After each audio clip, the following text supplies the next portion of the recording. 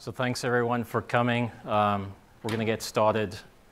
So today we're going to talk about operationalizing machine learning. And this is sort of a process that us as Deluxe are going through, so we're iterating on this. So it's nothing that's been solved per se. It's something we're still working on, but I think we have a lot of the pieces together.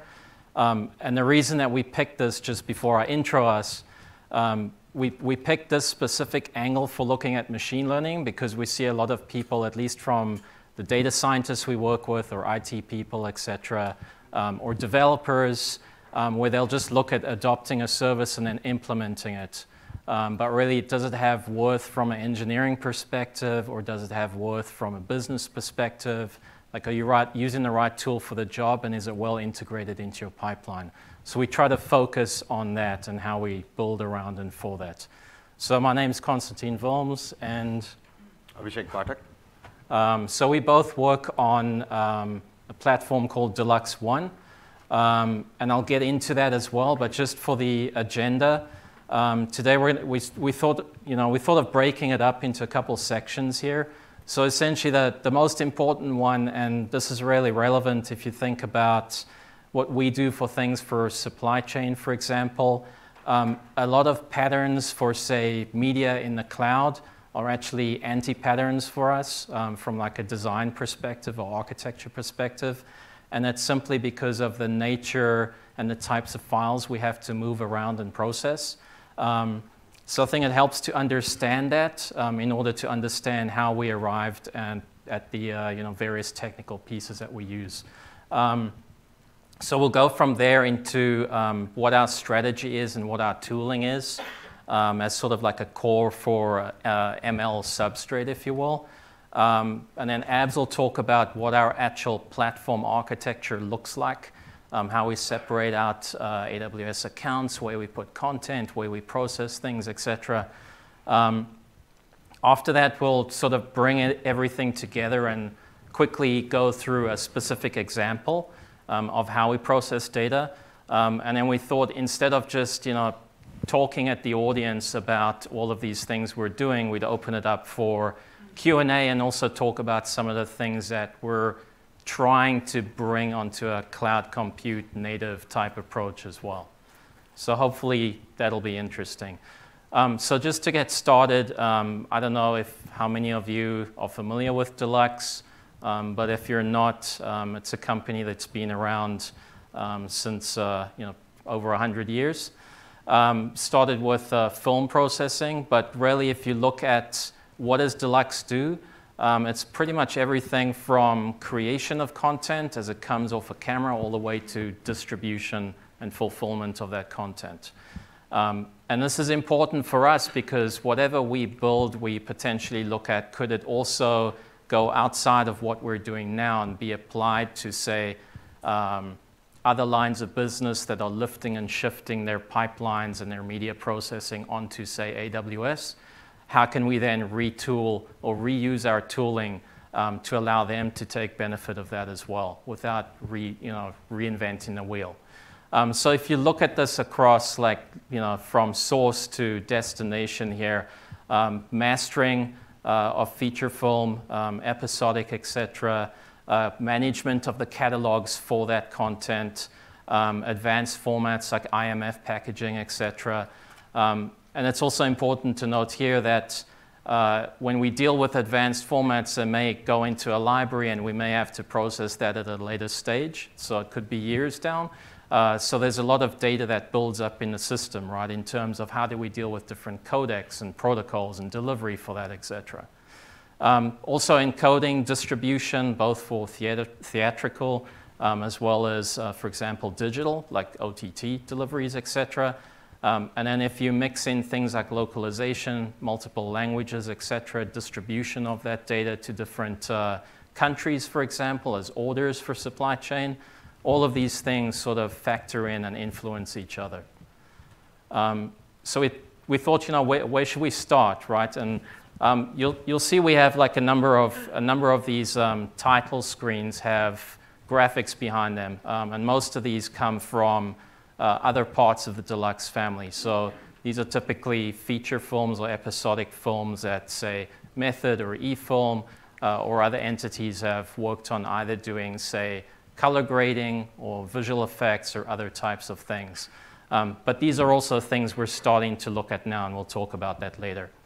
But at least for us, in terms of supply chain, right, where do you start? You start with the asset, right? So the weight here is we have to process a certain size of asset, and that can vary from 25 to 500 plus gigabytes for an asset.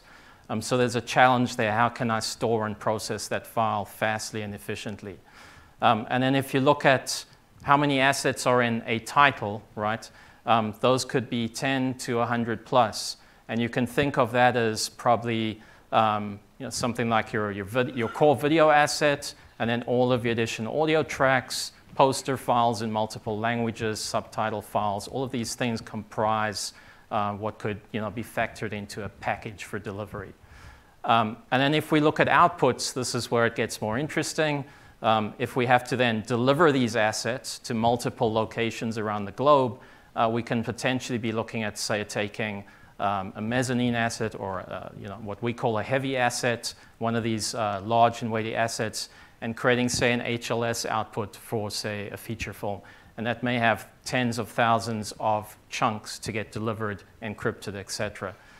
So from source to sync, if you then look at distribution as the other end of this spectrum, if you will, as to how these assets are delivered, there's a scale at which we have to be cognizant of in terms of the operation of the company, right? So you can see here 4.5 plus petabytes get delivered.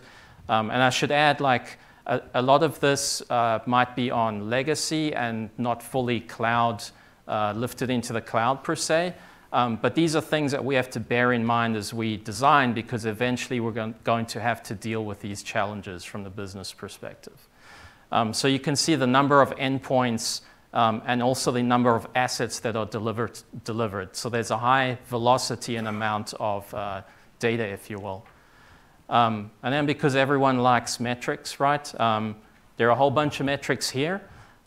This is more granular as to how many formats do we have to support for transcoding. So for all these, say PS3, PS4, Fire TV, whatever device has to get delivered to might need a specific format to support delivery. So that's a transcode profile that we then have to look up and transcode to that spec for it to be playable.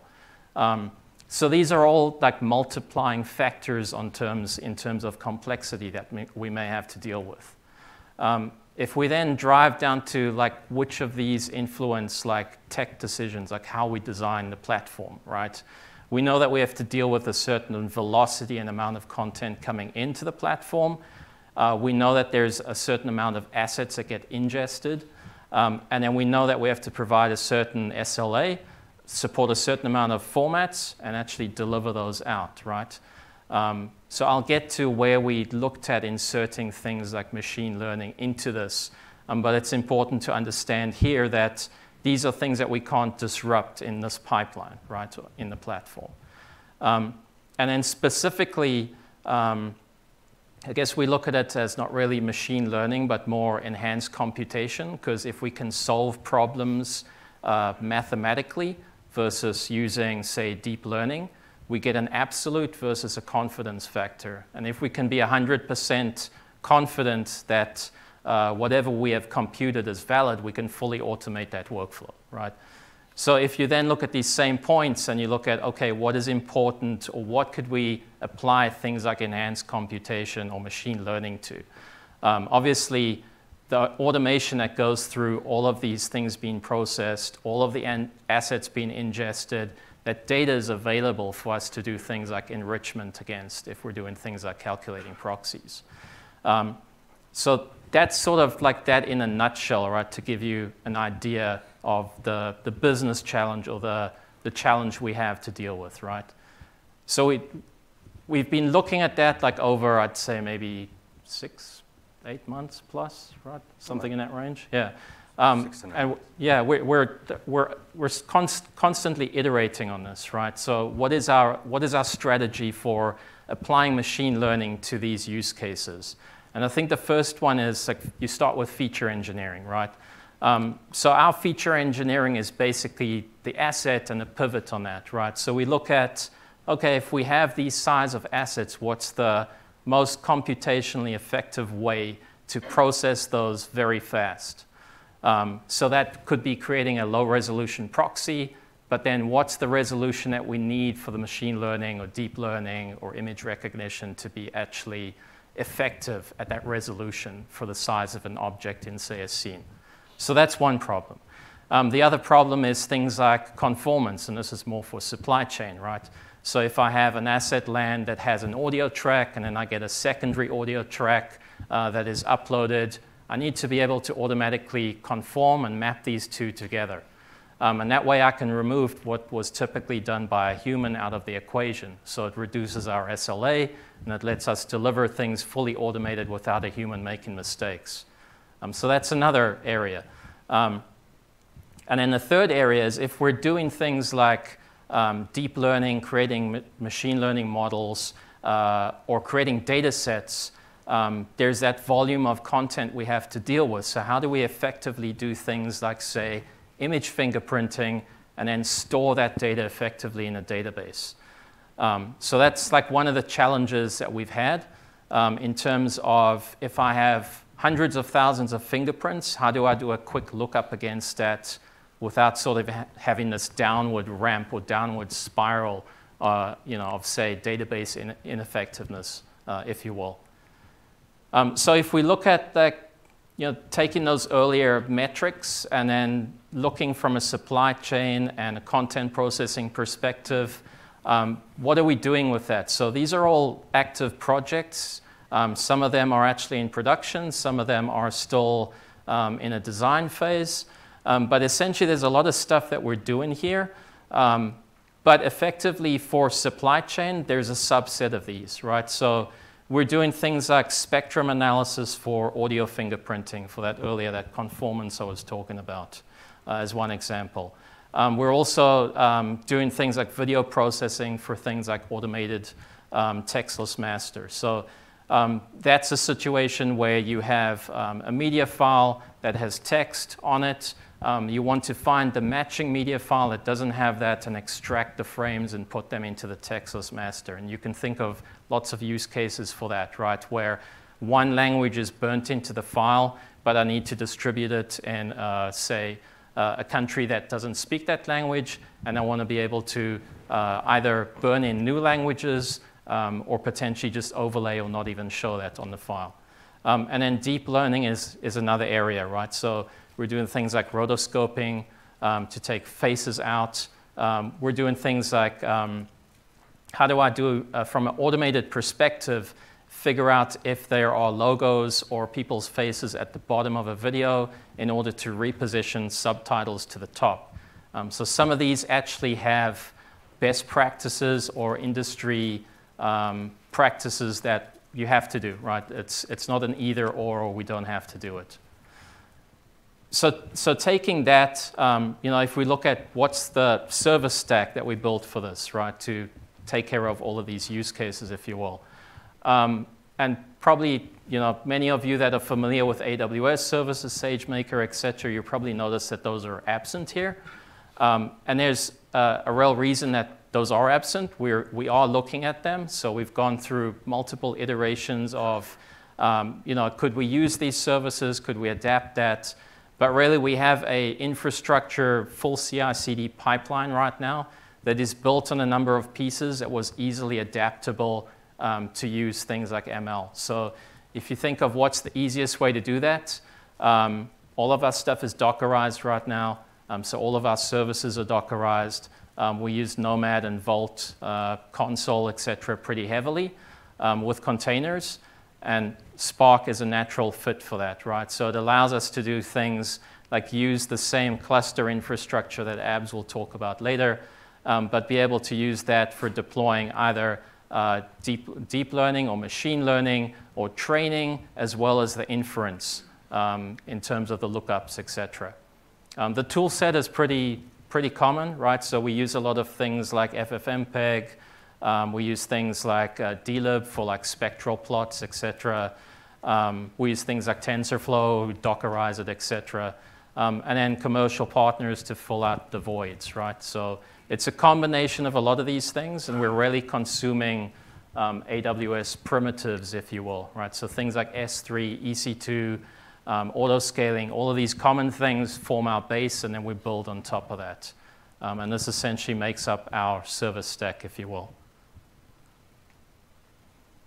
So one other thing I wanted to talk about here is like the one thing we looked at in terms of what's our strategy for this, is there are three sections here, right? And if you look at this from the left to the right, this is like a mode of where potentially I'm a company or a startup or whatever looking to take on ML. I can do it quick and it's easy if I just have an inference pipeline with a managed service, right? Service provider manages the model for me. I just feed it data, I get results back, I'm done. I have nothing else to do.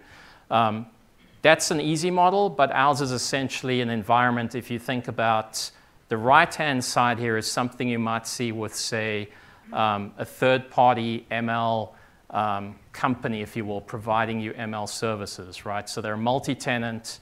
They have multiple training pipelines. You can potentially control those as well. But you would launch a service like this as, say, an ML-based company, right, using the right-hand side of this equation. But really, internally, we have to facilitate that for all of these business units that we have, as well as our internal use cases. So ours more maps to not really the left side of the equation, but the right side, right? Because we need to control a training pipeline because we have certain custom workflows that off-the-shelf inference pipeline couldn't tackle for us. We also have business approval, right? So we want our, say, platform operations to have input into what are valid use cases for machine learning. So it's not driven entirely by, say, the development team or the data science team, if you will.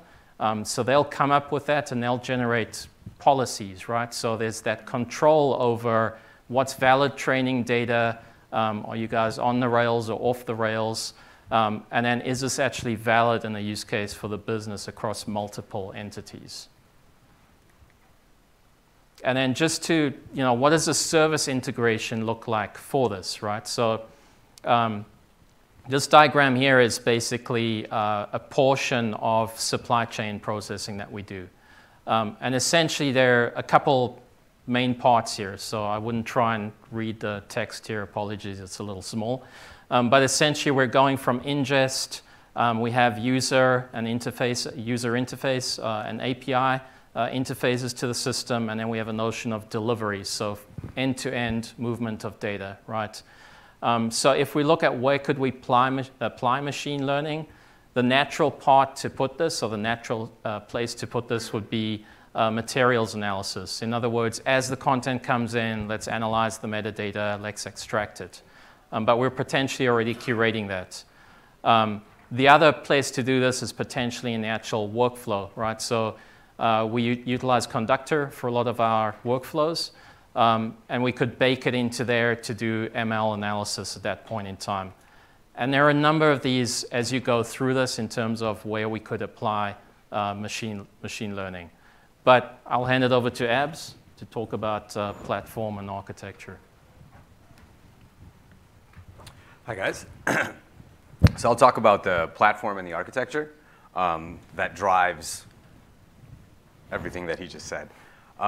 So when designing the platform, he kind of mentioned some of the requirements we had to look at. But there's a lot more that we had to consider as part of designing the platform. So these are some of the features that we took into account when designing the platform, security being the top one, just because we do contain studio content. It may be pre-release content, and at the end of the day, we're on the hook for it. It's our responsibility to take care of that content. So security is very paradigm in the whole architecture. The second one is content gravity. As you guys all know, media content is very heavy, very large. So a lot of the times, it's not possible to move the data. Even though it is possible, it may take days, It may take hours. So you want to try to limit the movement of data. The next one was processing affinity. That's also along the lines of content gravity, which is, do I move the data to the process, or do I move the process to the data? So depending on which one is more efficient, we're able to switch between those two models.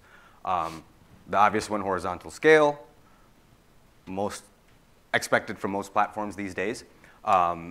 Distributed services. So originally we were a very monolithic model, and as part of this design, we broke them up into several microservices so that we don't have a single point of failure. One change is not taking the whole system down, but just common microservice-related paradigms are at play here as well. Commonality. So we also wanted to make sure that from a developer perspective or from a platform customer perspective, everybody had a single pane of glass going in.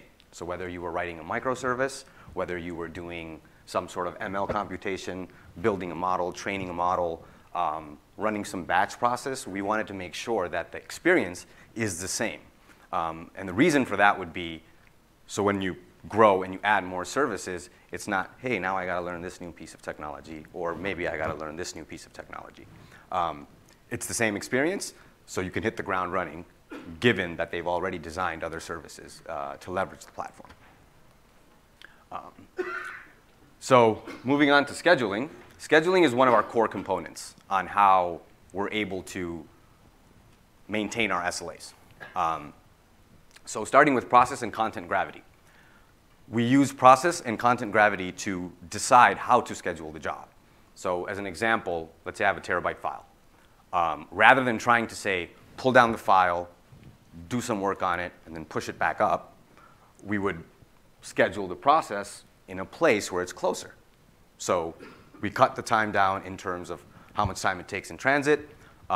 We also cut down on cost, right? Egress cost, ingress cost. We can schedule it such that we're in a given region, and that way we don't take the cost of egress. Transmit time, as I said, and then data awareness.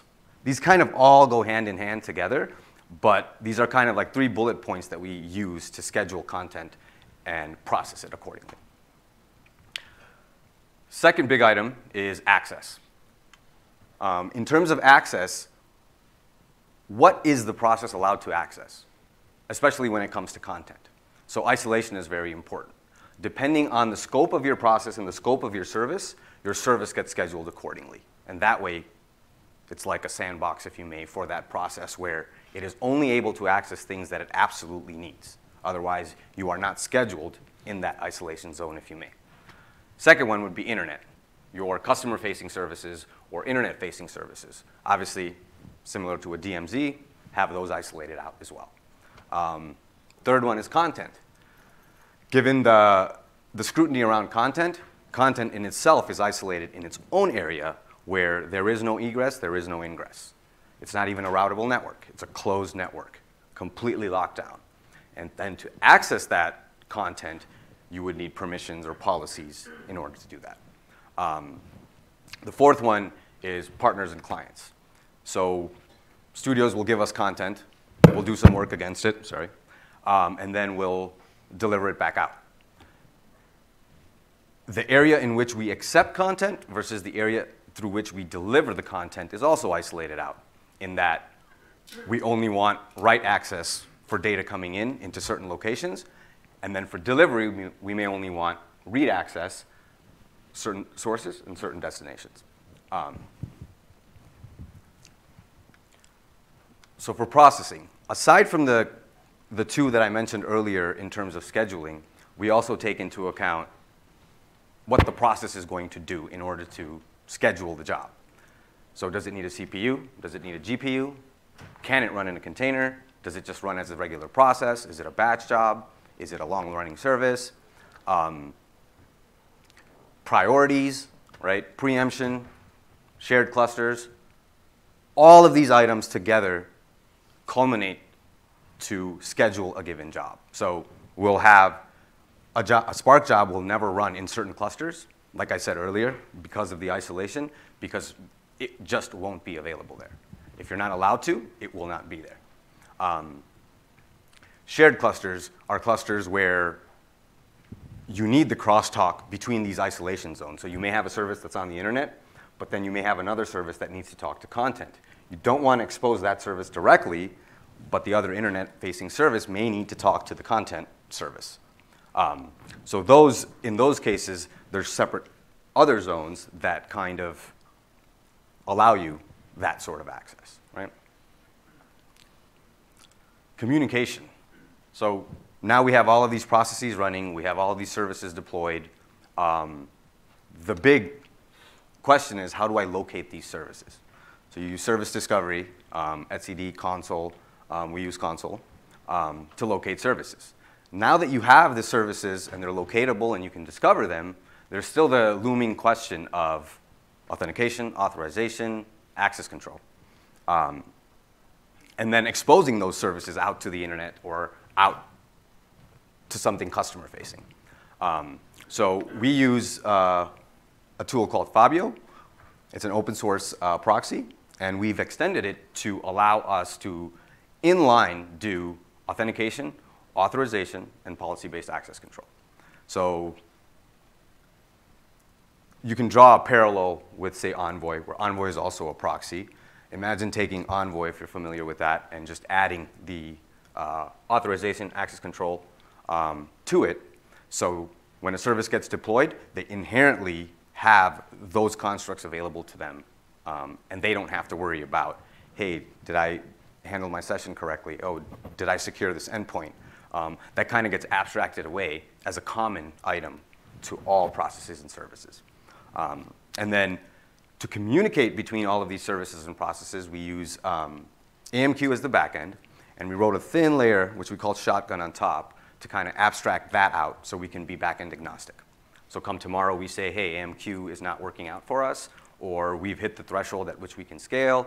Maybe we need to switch to Kafka. Maybe we need to switch to something else.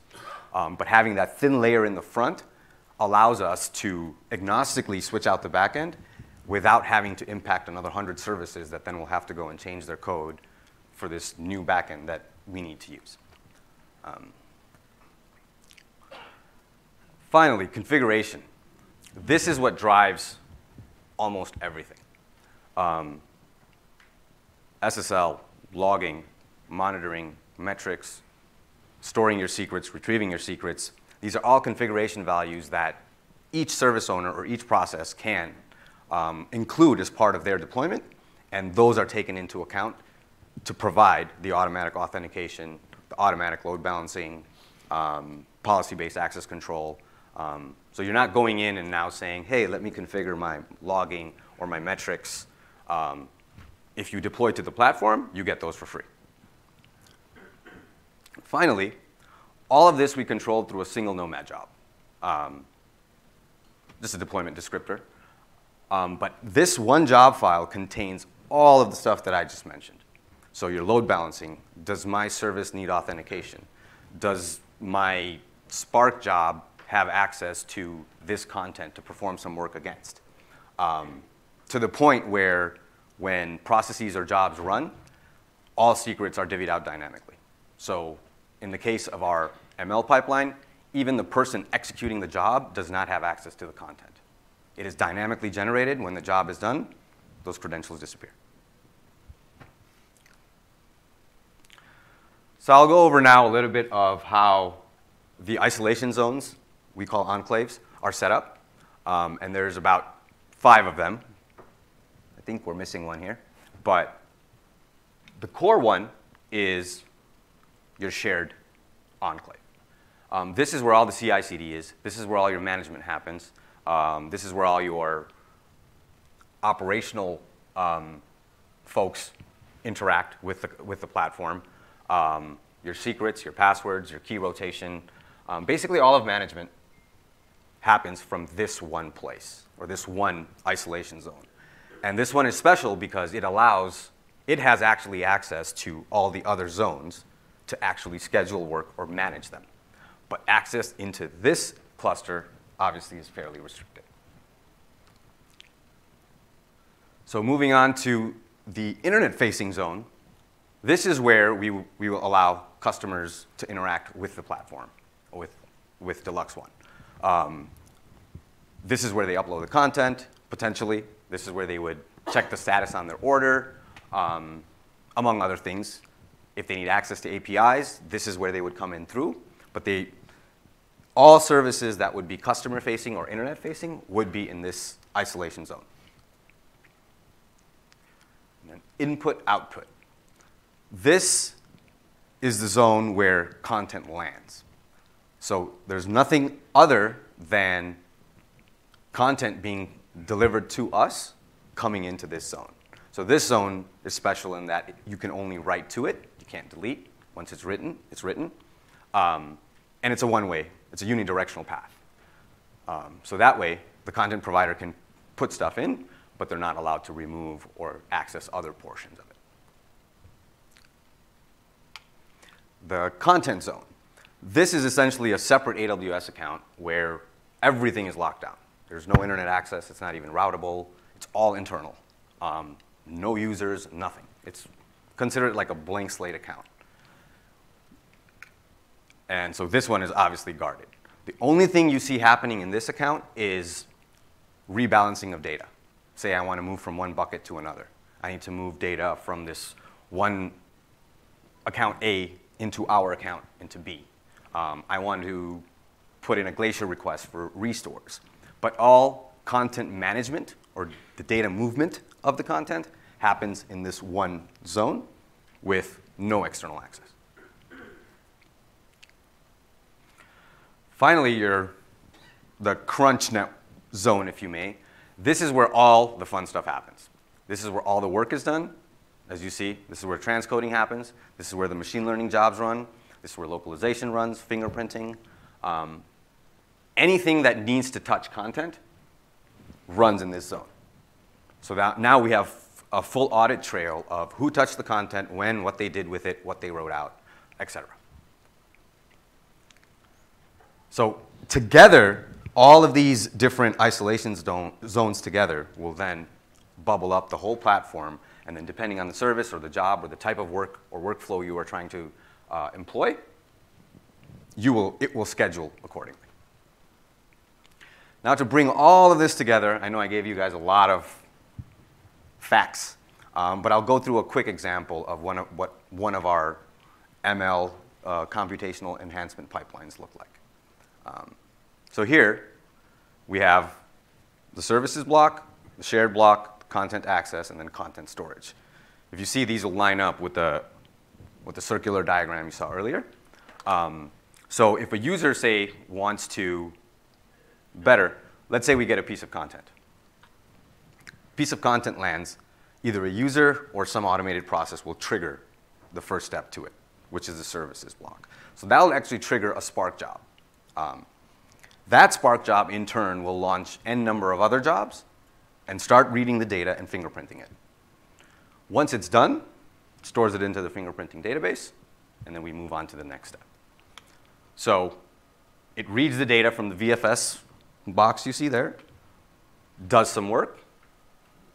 Once it's done, updates the fingerprinting database, and then moves on. So anytime a piece of content lands, we just run through this cycle. And that's call it your input phase, if you may. And then once those are handled, then we get into the actual details of the fingerprinting. So we have two services, one called Deja Vu and the other one called phash. Phash stands for I always get this one wrong, so I'm going to defer it to him. Perceptual hashing. The first one does audio fingerprinting. The second one does video fingerprinting. And those follow all the same algorithms and paradigms that Khan mentioned earlier. For the audio portion is Deja Vu, and then the video fingerprinting on phash. And then finally, once all of this is done, the content goes to the content storage account, and that's the end of that pipeline. Now, the details of that pipeline, I'll hand over to Khan to go over exactly what these individual pieces like Deja Vu or phash employ to kind of do the fingerprinting. Thanks. So I guess for some of you, this is the one slide that matters, right? So just to explain, and if you look at this from perspective of there's data prep on the left, right, that's blocked out, and there's data analysis on the right that's blocked out. And you can sort of look at this as a flow from, I need to extract the waveform, right? So in other words, I'm taking the input codec, I'm decoding it, converting it to PCM data. I'm then taking the samples per second, I'm then sampling that, putting that into buckets, and then analyzing and fingerprinting each one of those as an example.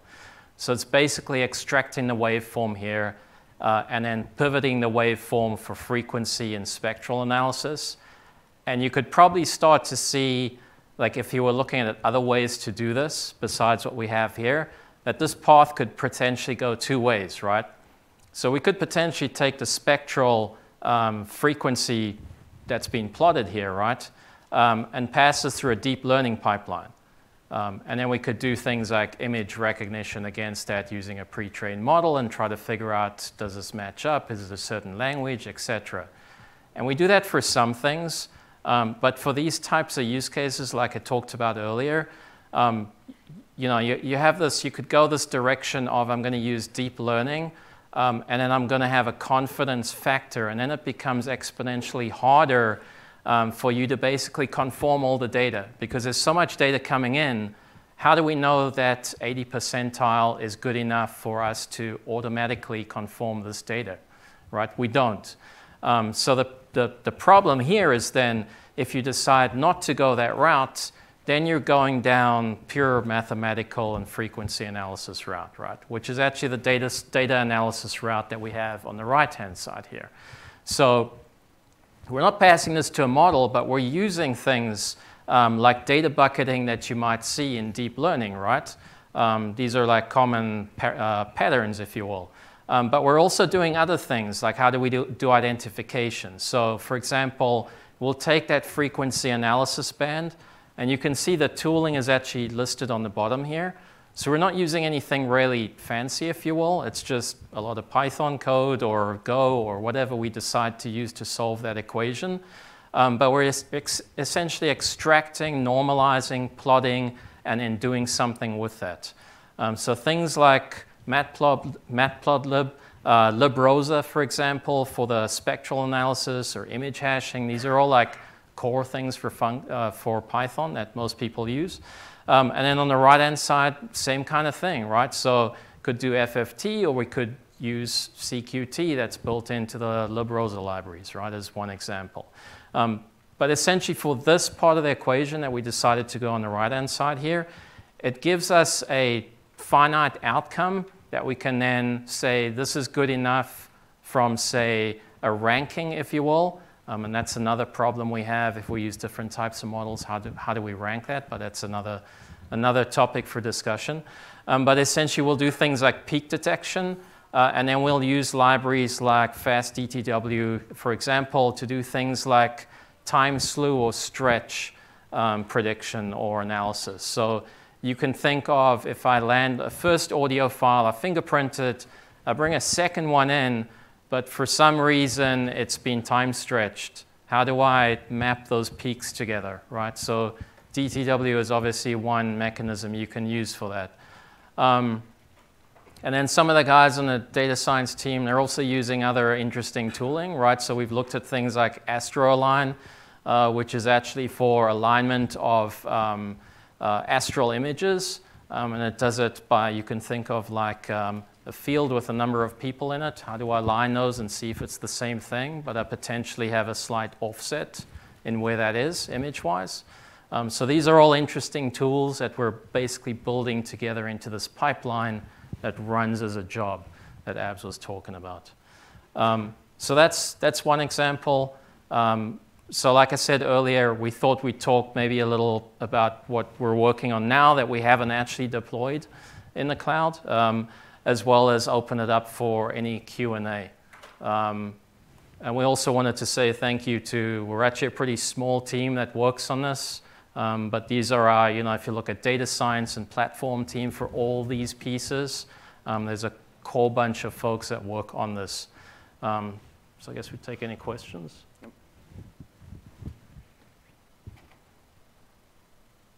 Yep.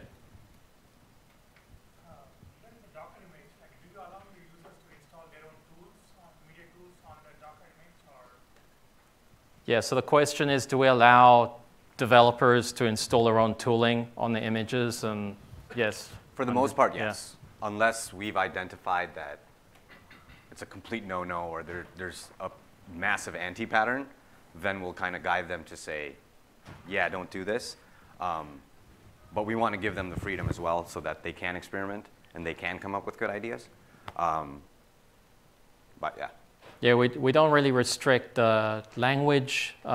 We don't restrict the tooling, but it's mainly from perspective of auditing or security or how that application code is, say, accessing things like databases, or how frequently is it accessing things like S3, is it doing the right way, et cetera, right? So that's more where we will conform those things or provide guidance for that. But we won't try and drive people to any specific tool set. Like our first iteration when we were copying content, it was just a singular copy, single thread, copy it over, right? So over time, we see that, then we'll say, you know what, instead, do a couple of parallels, do it, apply chunking. So that's where we'll kind of interject, if you may, but otherwise, not really. Any other questions? Yeah, go ahead. 400 or 500 petabytes of data that you're storing. Sorry, can you repeat it? Yeah, how do you manage the costs of these tens, if not hundreds of petabytes of data that you're storing? So the question is, how do you manage the cost of all of these petabytes worth of data that you're storing? I think you really have to look at it in comparison to how you might have been doing that on-prem, and the TCO as that applies to how you might do it in the cloud, right? So we take advantage of things like, obviously, everything gets life-cycled into Glacier, right? And if we do a restore, it's a batch restore, so there's a certain queue before things get pulled from that. There's a finite set of time that they're restored for us to be able to do the work against that. So if it's a transcode, we'll know that it will complete in X amount of time for Y amount of, say, a feature. And we're sort of lucky for these kinds of things because dealing with episodic or feature-based content, many of these things are within the same bucket of duration. So we can get an estimate or a guesstimate of how long, say, a spot fleet is going to take to process and transcode that. So it's really controlling that life cycle, right? And then offsetting it against all the SANs, all the tape-based storage, all the people to manage that on-prem that you might have done before that you can now automate in the cloud, if you will. Did you build your own platform? So yes, so a lot of the question was, did we build our own platform for this? A lot of the tooling we're using is AWS specific, like the tooling I talked about, but it's more the core and the primitives. But everything else that we do on top of that, if it's, for example, scheduling jobs, running them through pipelines, service or batch-based processing, that's all what we've built, right? So that one diagram I showed with that full supply chain flow, those are all individual services that touch and manipulate the content as part of this platform. I have 3 questions. Yes. How do you manage transfer of petabytes of data to the cloud? Do you use any special tools or? Slowly but surely. So the question was, how do you manage the transfer of petabytes of content to the cloud?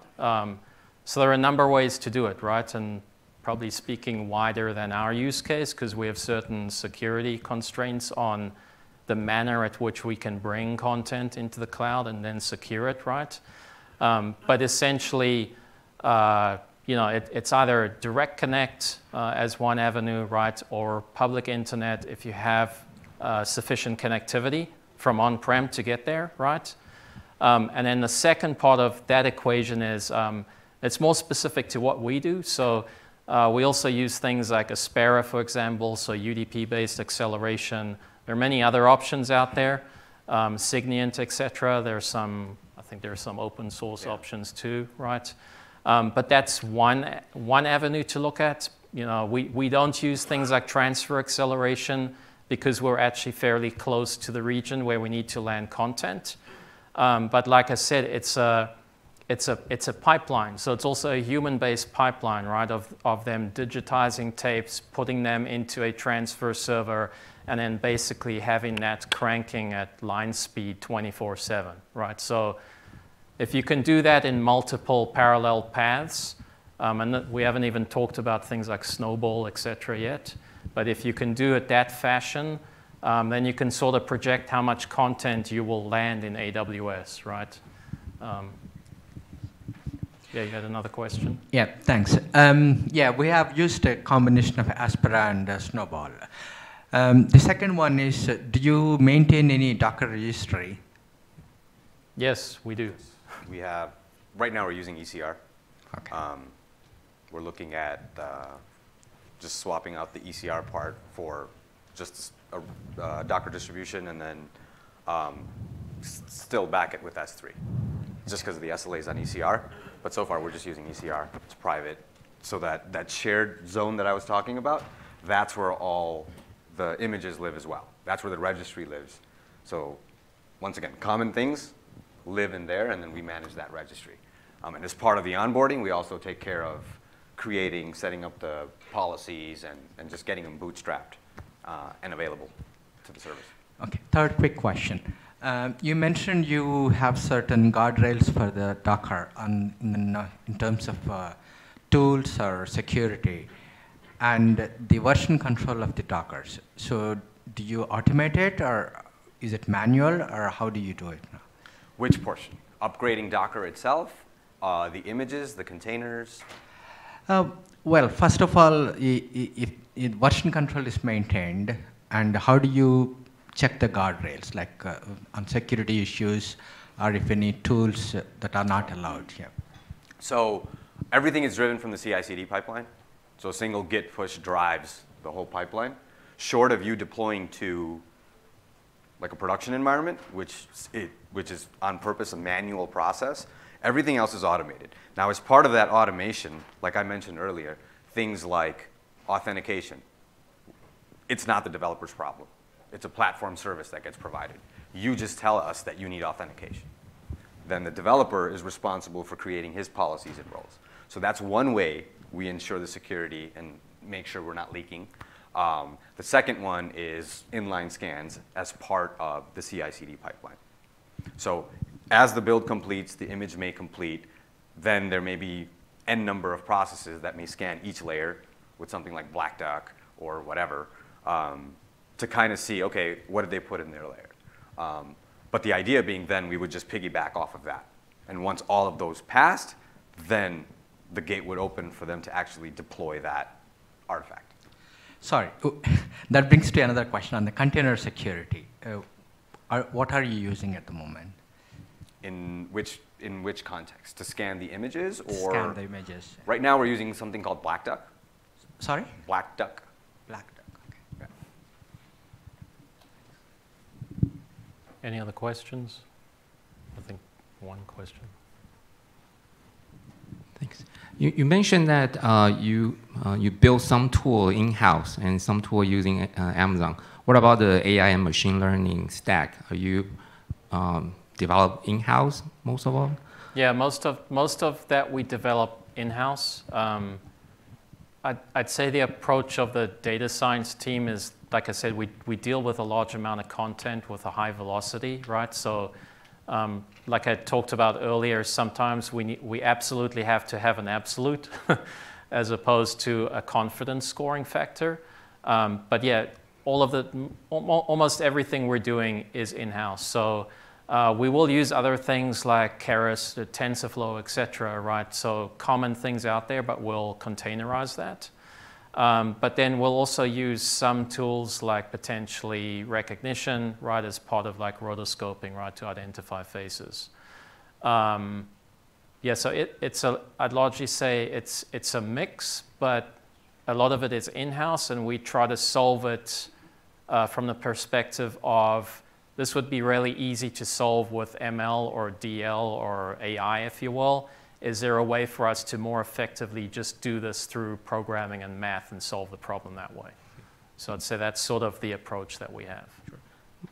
Thanks. My second question is that, as you know, that a customer nowadays asking more rich entertainment metadata, right? So what's your strategy as Deluxe to provide more metadata, like keywords, sentimental indicators, cast and crew, like celebrity facing? So that's all managed through the platform. A lot of that comes from the studios or is curated, if you will, by the supplier of the content. So for example, keywords, etc., synopses, the genres, etc., things like the windows for the content to be available, that's all highly curated, right? As is things like the subtitles, right? So that's done through mostly platforms like Sphera, that's also part of Deluxe, but through localization platform, right? And you can think of that like our equivalent of Mechanical Turk, but for language localization. So we do have, we have the ability to do, for example, we could say, oh, Team X, we're going to do a work order for you guys to go off and process all of this stuff so that we can label it and then use it for deep learning. So that's how internally we're able to reutilize resources without having to farm that out, right? So I think having the content and being able to do that is key for things like deep learning, if you will. Sorry to go off on a tangent, but it's somewhat related. I mean, to add to that, like you said, most of it is static, either provided or some human puts it in. But there are certain divisions that will do recognition on, say, Yoda, right? Like find Yoda, give me all the scenes that has Yoda in it. And the reason why I picked Yoda as an example, because if you think about it from an algorithmic perspective, it's a lot, I don't want to say simpler, but it would be a bit more straightforward given Yoda's features versus identify Khan in a picture. So there are some areas where we do take, where it's fairly easy. I'm using that very carefully, but it's not some far-fetched thing where the confidence value is going to be moot. Things like Yoda or a lightsaber, something that's just an odd shape that can easily be identified, we do employ some labeling based on that. Yeah, I mean, that's like a key use case in that if you took something off the shelf, it would recognize, say, vectors on a human face, right? But for like a cartoon or a sci-fi character, right, it might not even recognize that or be able to label it per se. So for a lot of those kind of and we have to deal with these kinds of esoteric use cases, right, because of the types of content we process too. A lot of those use cases, we're going to use things like custom trained models from that perspective. I mean, that sort of gets into the what's next, right? That's one aspect. The other aspect is we're looking at things like color grading.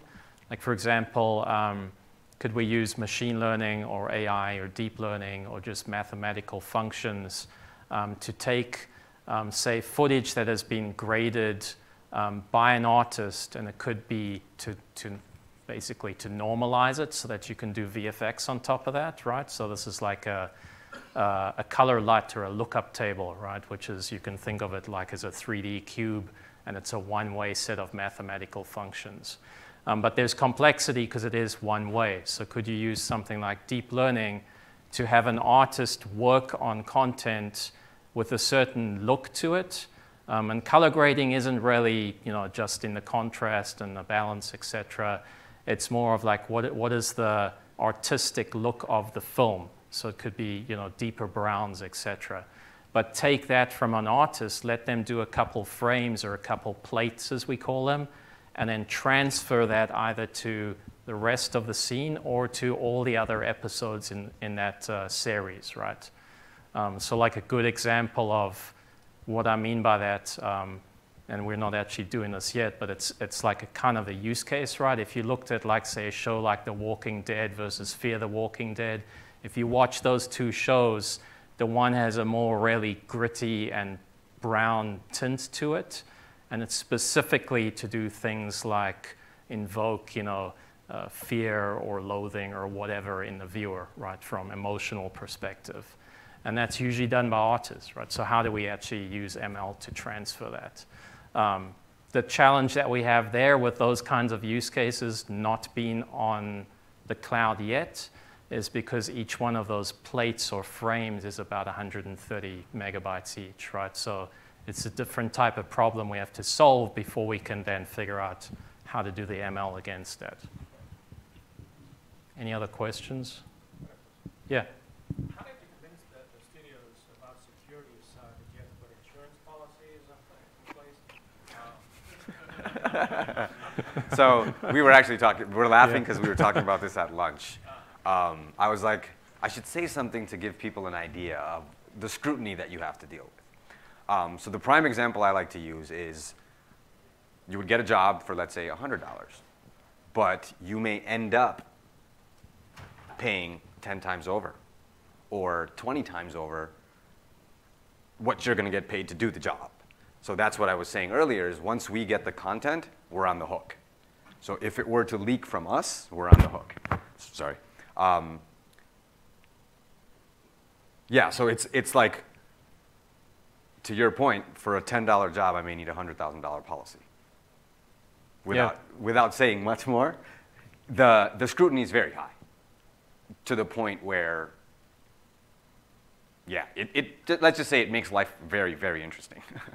Yeah, so I mean, we go through the same kind of things, like, because Deluxe does obviously a swath of stuff on-prem, right? So the first thing to bear in mind is we're not holding the original assets or doing things like movie mastering, et cetera, right? We're doing distribution here, right? So it's mezzanine level assets, not master. So there's also, how does that factor into things like MPAA audits, or CSA, et cetera? So there's alignment that we have to do there in the cloud the same way that you do it on-prem, if you will.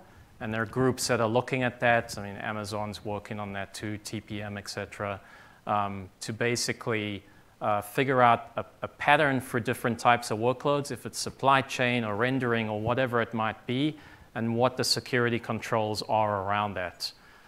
So we've actually taken some of those and gone beyond what they have spec'd for security purposes, if you will, just as an example. Yeah? Your machine learning, in one of the slides, you showed that it was part of the crunch service concept. So it runs on the source content, or it runs on, or does it run the ingest pipeline, or does it run on the distribution pipeline? Yeah, so the question is the crunch portion of the workflow that we showed, where does the machine learning portion run, either on the ingest or the inference, right? Think of the ingest and the delivery as bookends. This runs in the middle. It's in the middle. Kind of in the middle, yeah. Because you'll get the content. We'll do whatever checks we need to do. I'll use a simple one. Let's say we virus scan it at the bare minimum, right, before we accept the content. Once the content is accepted, then you have n number of steps that'll happen in between, maybe in parallel, maybe in sequence, until it makes it to delivery. So this would probably be, not probably, this is implicit. It's like an implicit task that happens in parallel. So you get the content, let's say you get some sort of event or a message. Other services may continue to do what they need to do and react to that event, but in parallel, there may be a spawn off to basically say, you got a fingerprint, or run the analysis. But those can happen in parallel, right? But even if you look at that example, we can leverage that too, because then if we do scheduling correctly, we can grab the content once and run multiple processes against that same download. Yeah, because remember, this is where things like Nomad, Spark, et cetera, as well as what is your SLA window are really important. Because if you can defer the compute, or if you can run that at a different time, it means you can do things like reduce the amount of EC2 instances you need to do X amount of pieces of content per hour. So that then does things like lowering your costs by deferring that. And the only way you can do that is if you can land the content somewhere on ingest and then process it in parallel, like Abs was talking about. So as content lands coming in through a spare or whatever, it then triggers something that has the ability to trigger multiple workflows to do a whole bunch of things in parallel because it's an S3. Yeah? When you did the transformation from on-prem to cloud, you've got capital equipment already there, so the cost of just running. Did it take a long time for you to transition to the cloud, say, because operating what you already have is Yeah, so the question is, actually, can you repeat the question? How long did it take for Deluxe to decide, you know what, we're just going to be on the cloud, or did you just do it by attritions and because you already have the capital equipment? So how long did it take for you guys to? Yeah, so it's an ongoing process, right? As it is with any large organization that has multiple business units with their own tiers of services. You know, we have at least from our perspective, the core up and running, and then everything can migrate at its own speed, right? So if you look at like what does the architecture look like, there's still connectivity back to on-prem. There's still things that run on-prem potentially, right? So things like Direct Connect Gateway, we have all of that stuff in operation, right? So it's more like the core is up and the media ingest is flowing through that. And now anything that's ancillary can either lift and shift at their leisure, if you will, and bolt into the platform because the front-end APIs are there, or potentially re-architect and deploy as, you know, a brand new service, if you will. One question. You guys have obviously made a pretty big investment in data science and machine learning. And just broadly speaking, maybe a soft question, what would you say has been your sort of biggest return on investment in this area of machine learning? Has it been cost reduction, quality improvement, product enhancement? I was just kind of generally curious if there has been sort of one area that's been a huge win. I think the ML, not ML use case of conformance, it is something that's been, at least from our operations folks, that's been something that's been key for them, right? From that perspective. From other use cases, like things like auto transcription, et cetera, that we're looking at, I don't think we're still scratching the surface on that, even though we're pretty far along in terms of like complexity of platform. I think it's more like we have all the pieces in place, and now it's figuring out from like, pardon the pun of the title of the talk, but like from an operational perspective, how can we like apply these things to this data that we have, right, to enrich it, if you will, or to better the business from that perspective. I mean, to add to what he just said, if you look at traditionally when you're working with content, there are a lot of steps in the workflow that require you to watch the whole movie, right? Like he said, conformance. You would have to watch it to line up the audio or the subtitle or whatever it is. Hour-and-a-half movie, there's an hour and a half just gone. God forbid it's a Bollywood movie, you're stuck for 3 hours, right? But I think that is where the biggest gain is obtained, because now we can identify markers and do a pre-lineup. And now whoever the operator is no longer has to sit at his desk, bleed through a whole movie just finding markers. Yeah, I think that's where the biggest gain. Yeah, or think of file names, right? As these files arrive, you don't have to have a taxonomy for naming the files if you're fingerprinting them.